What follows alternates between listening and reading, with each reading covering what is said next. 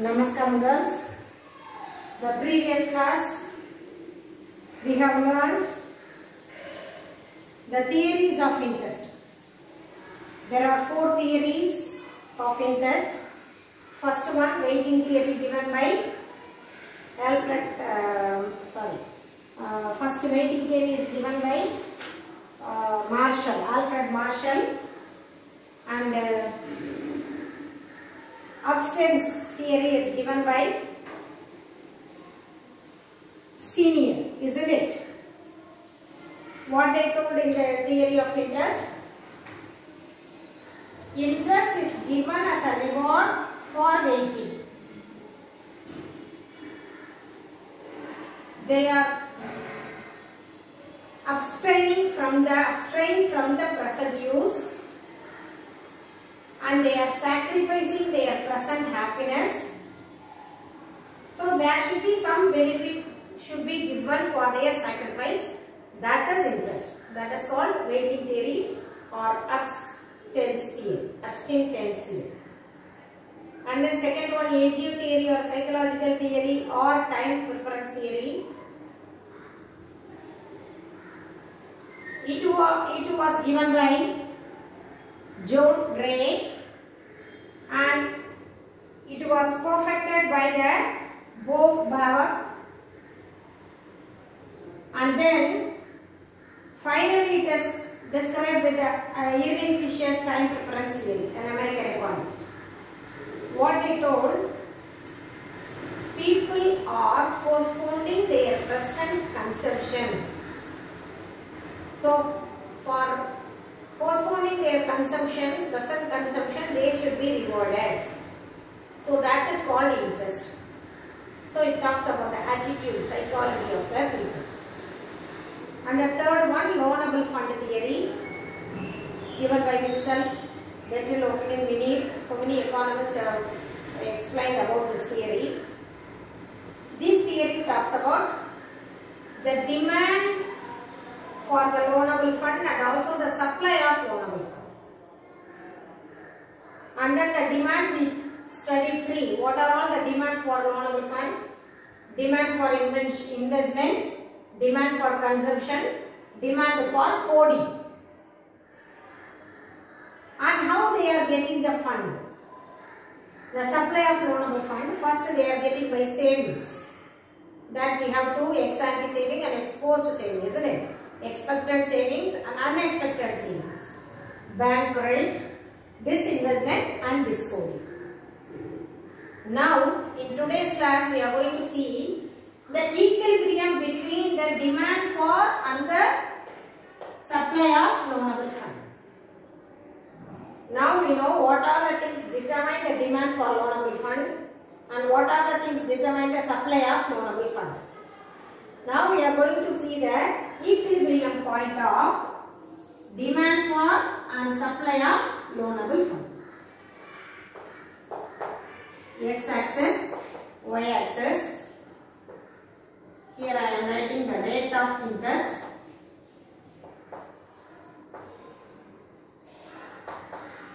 Here the demand for or supply of loanable fund. When the demand and supply of fund is OM,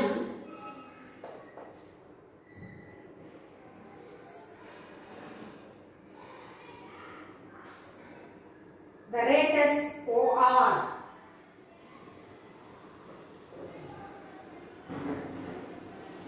We have a loanable demand curve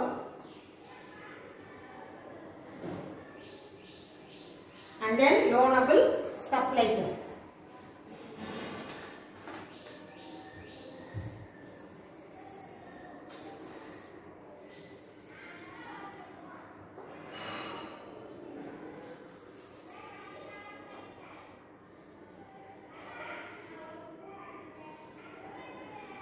This is loanable supply curve.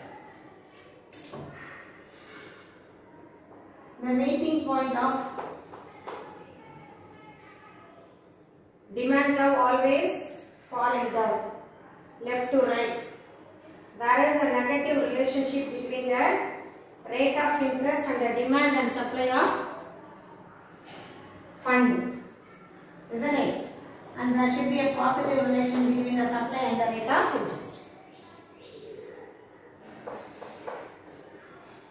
Now, the demand and supply is moving to M1.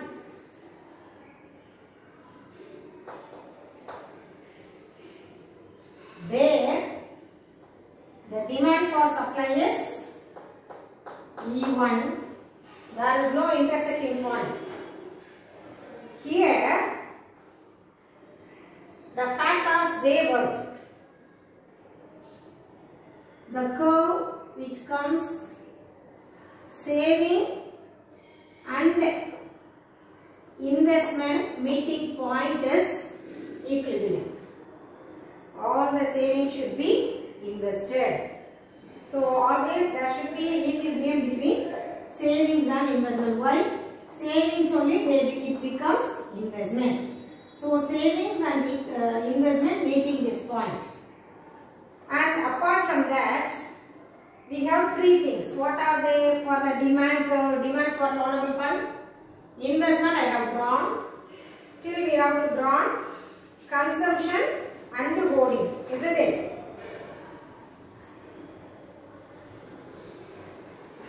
Demand for consumption and demand for holding. It also combines holding, consumption.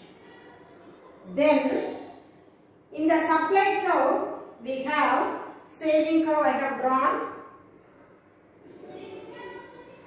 bank credit, this investment, this holding, isn't it? So this is bank investment, this holding, bank credit, this investment, this holding. So this is the meeting point. At first it gets its equilibrium. In the OM is equal to OR, it gets the equilibrium. If the demand and the supply of loanable fund has reduced, the interest rate has been increased, there the saving is equal to investment. So this is the diagram they have given. And there are many criticisms for this loanable fund theory.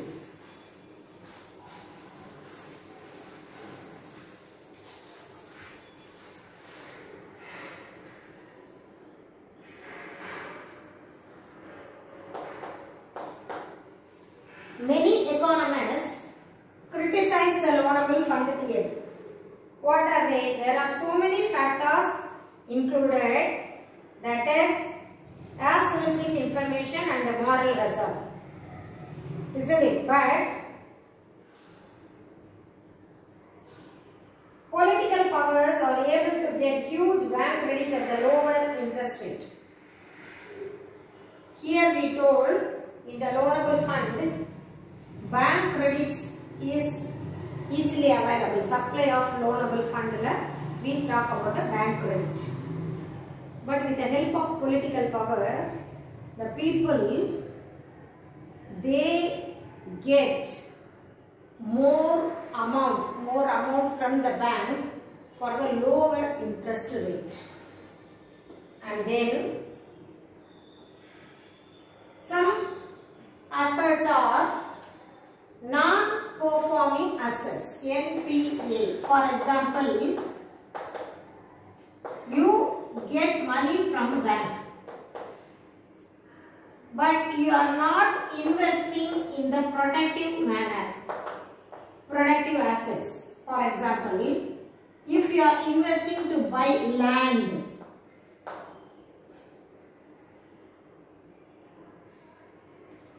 if you get the credit from the bank, if you invested in an industry or if you invested in a productive activity, it helps the economy to grow. It helps the people to get employment. It helps the standard of living of the people.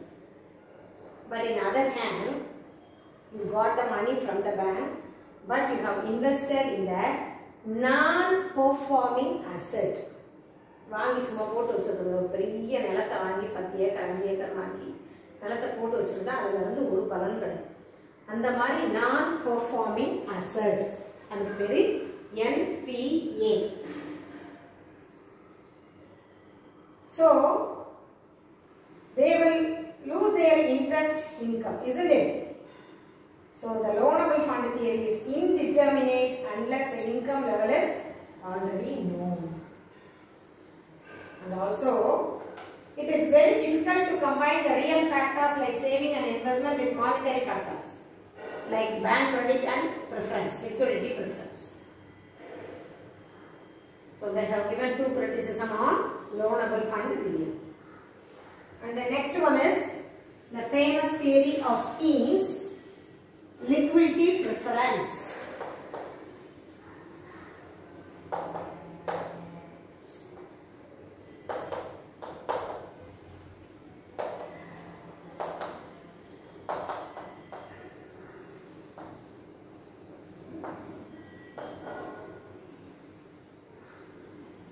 What do you mean by liquidity preference? Easy to spend or easy for consumption. Easy for consume. Ready to consume or ready for consumption. Ready to use. That is called liquid.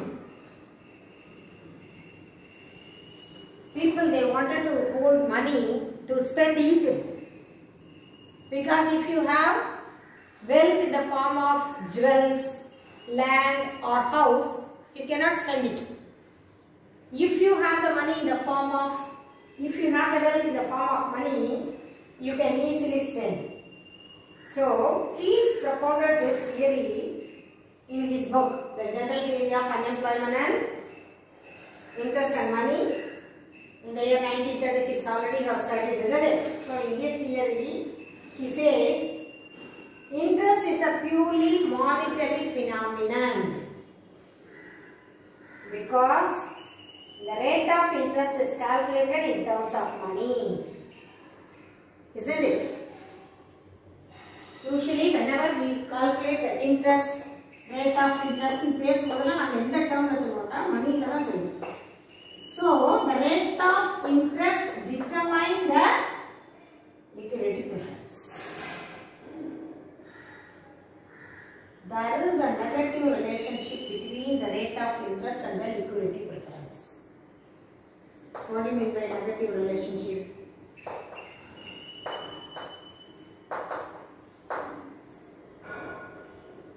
Now let me give you an example. நம்ம கையில நிறைய பணம் இருக்கு. பேங்க்ல பணம் வைக்கிறது they are giving only few percentage of money for investing. இல்லையா? 7% தான் மணி இன்ட்ரெஸ்ட் ரேட் நான் தராங்க. இப்போ பேங்க்ல வந்து பணம் போட்டு வச்சேன்னா உனக்கு கிடைக்கக்கூடிய இன்ட்ரெஸ்ட் வந்து 7% தான். If you are a senior citizen, people who are above 16 they are getting 9.5 interest per annum. நான் சொல்றேன் எல்லாமே annual தான். For example, you 1 lakh போட 4.5 தான் நினைக்கிறேன், more than not 7. 4.5 தான் ரொம்ப least amount of interest we are getting. So, if the rate of interest is low, people they don't want to deposit the money. Deposit எப்படி இருக்கும், saving எப்படி இருக்கும், கம்மியா தான். They won't deposit in the bank.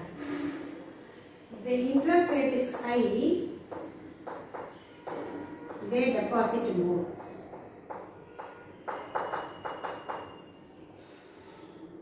இப்போ deposit லோவா இருந்தா கையில இருக்க காசு எப்படி இருக்கும், லிக்விடிட்டி எப்படி இருக்கும், ஐயா இல்லையா? பேங்கோட ரேட் இன்ட்ரெஸ்ட் ரொம்ப லோவா இருந்தா people they do not deposit the money in the bank, so people have the money in their hands, so liquidity preference will be high. But there is a negative relationship between the rate of interest and the liquidity preference. If the interest rate is high, People, they will deposit all the money that in their hands, and the liquidity of them will be low. Do you understand, girls? There is a negative relationship between the rate of interest and the liquidity preference. Liquidity na money kaila panamave vachikkiradha liquidity. So interest rate romba low varda, people they do not save money. Instead of depositing, they will keep in their hands.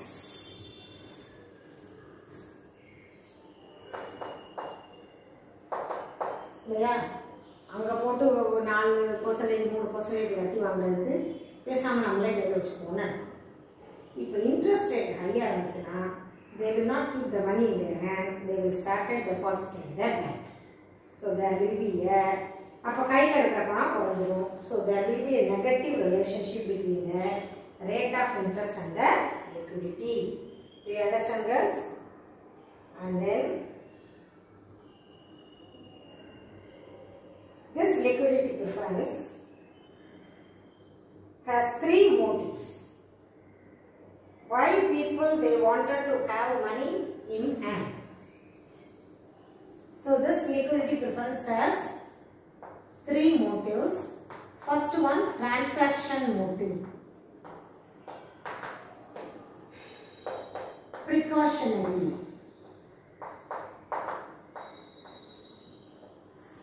Speculative. These are the 3 motives of liquidity preference theory. Why do the people wanted to have money in their hands? மக்கள் ஏன் கையில பணமாவே வச்சுக்கணும்னு நினைக்கிறாங்க? 3 reasons, 3 motives. For this 3 motive only, the people they wanted to have money in their hand in the form of cash. First one, transaction. That is day-to-day expenses.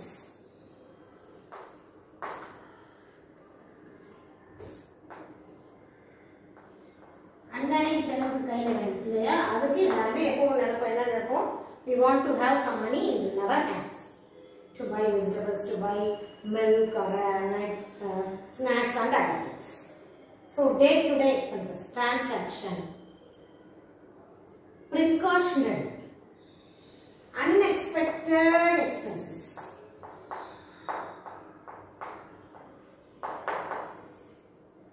Accidents, emergency. That is precautionary. Speculative. Speculative is equal to hoarding. Speculative abina, maybe in future the rate of interest will be high. That time we will deposit money. So now no need to deposit the money. That is speculation.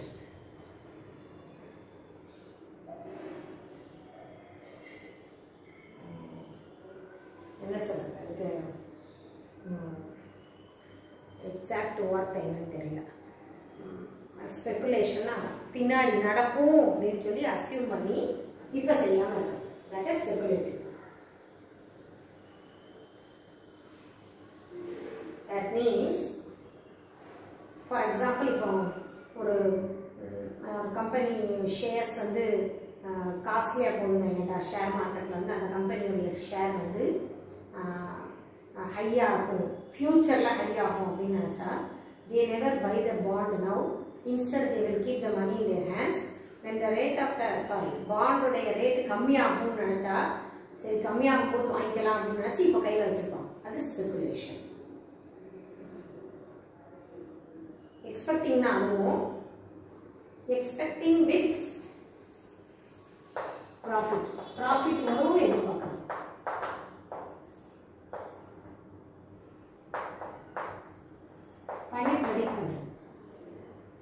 Maybe in future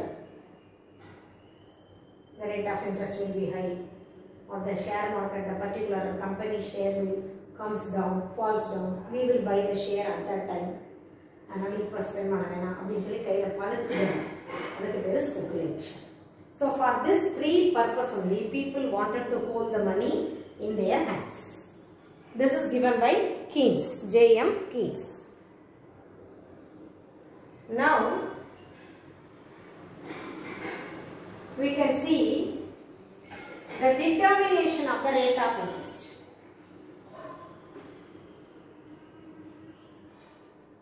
The rate of interest is determined as in the loanable fund, demand for money and supply of money, isn't it?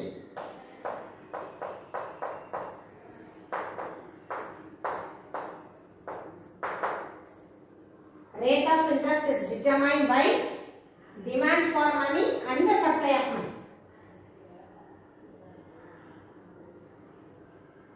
The demand for money is liquidity preference. That means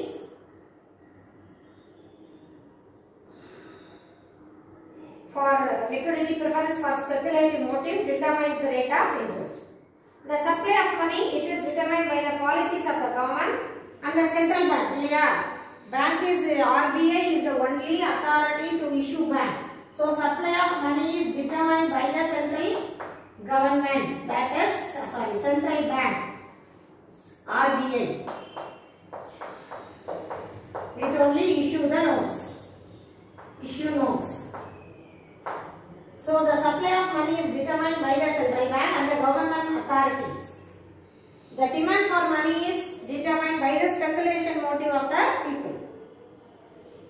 Now let us see the equilibrium between the demand and supply of money.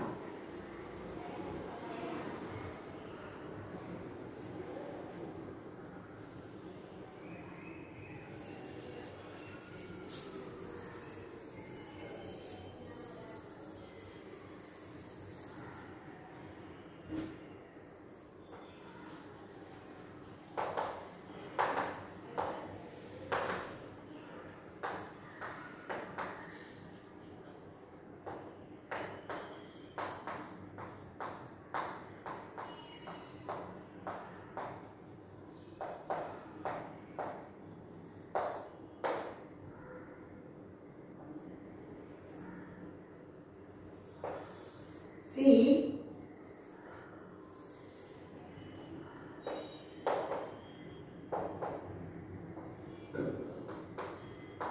rate of interest, liquidity preference. As I said already, the demand for money is decided by the people, that is liquidity preference for speculative motive, isn't it?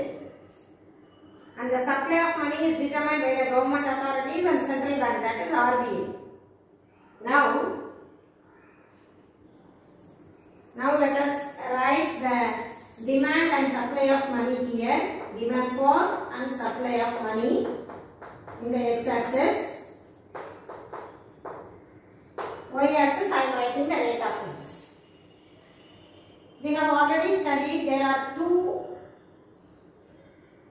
in the time period, market structure in the time period there are two runs, isn't it? Short run and the long run. During a short period, we cannot increase the supply of money, isn't it? People, if the government wanted to issue money, it cannot print on the same day and issue the notebooks, issue the money notes. ரூபா நோட்டை ஒரே நாளில் நினச்ச உடனே அச்சடித்து என்ன செய்ய முடியாதுடா, வெளியில் விட முடியாது. RBI has no rights to do that. Though it is the authority, it has to get permission, isn't it? Government அத்தாரிட்டிஸ்ட்ட பெர்மிஷன் கேட்காம அவங்க நினச்ச உடனே இன்றைக்கி ஒரு 10 லட்சம் நோட்டு அடிச்சு விடுங்க, இன்றைக்கி 2 கோடி அடிங்க, 3 கோடி அடிங்க, டெய்லி என்ன செய்ய முடியாது, நோட்டு பிரிண்ட் பண்ண முடியாது. அப்போ short ரன்ல when the supply of money is inelastic na எப்படி இருக்கும், that is vertical.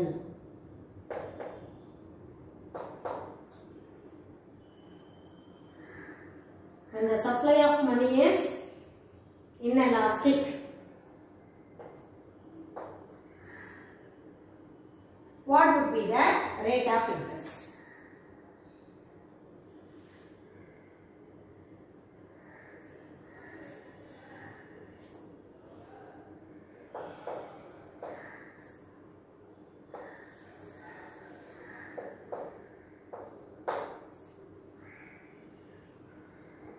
If the demand for money is OM2,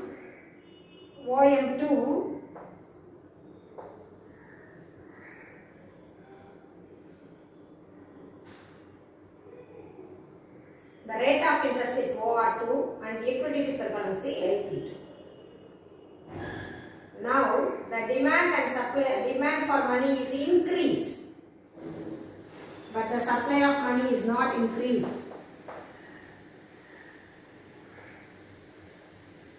Then the rate will increase.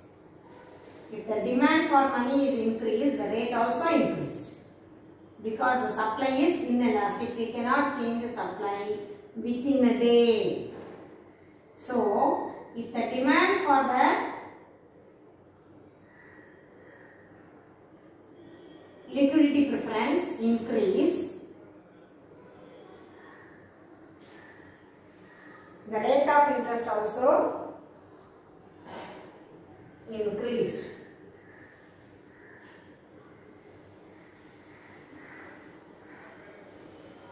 The supply of money remains constant. Okay. So,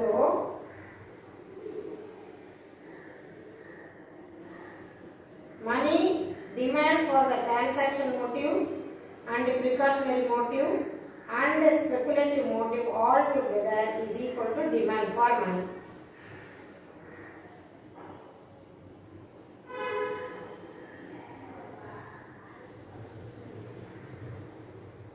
Liquidity increase ஆகும்போது from LP இருந்து LP1 increase ஆகும்போது supply of the money remains constant, the rate of interest is increasing இல்லையா? So if the liquidity preference increases from LP to LP1, the rate of interest is also increases. So this is the equilibrium point between the short run. But what about the long run? In the long run,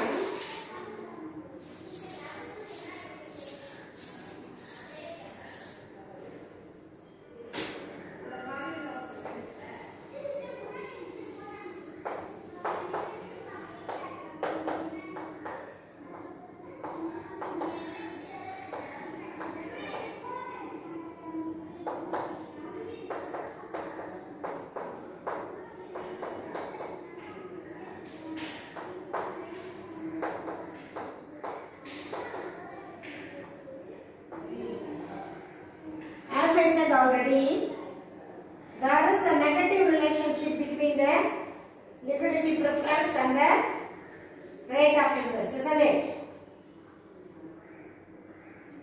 So the total supply of money is influenced by Y, isn't it? So total supply of money is equal to transaction motive plus precautionary motive.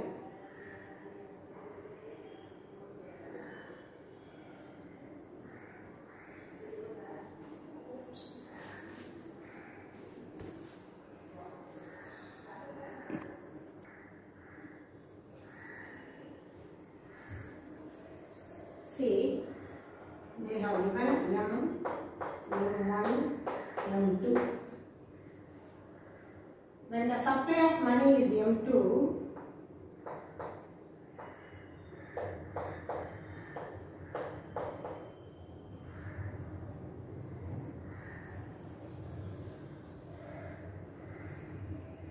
the rate of interest is R2.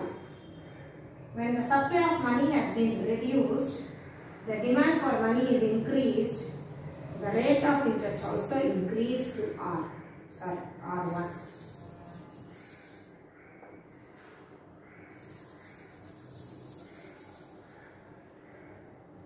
the supply of money is reduced and the demand for money is increased, the rate of interest is also increased. Further, that the supply of money has been increased and the demand for money is increased, so the rate of interest has been increased. I already told there is a negative relationship between the rate of interest and the demand supply of money. So if you join the points, you will get a curve. This is liquidity preference curve. It is also a hyperbole because it does not touch the x-axis or y-axis. The curve always goes like this. It is also hyperbole because it does not touch the x-axis or y-axis. So there is a negative relationship between the rate of interest and the demand and supply of money. This is the theorem given by Keynes. This theory is also criticized by the people because it does not explain the existence of the different rates of interest, isn't it? There are different rate of interest is prevailing in the market. Some banks they are getting a high rate of interest, in some they are getting low rate. So the prevailing rate, different rates is not given, and it is tells the interest only in the short term. How it be in the long run, it does not explain. So these are the two criticisms of liquidity preference theory. With this we come to the end of the theory on interest. 4 theories on interest. In the next class we will learn the theories on profit. It's a very small portion only that we will learn in the next class. Thank you girls.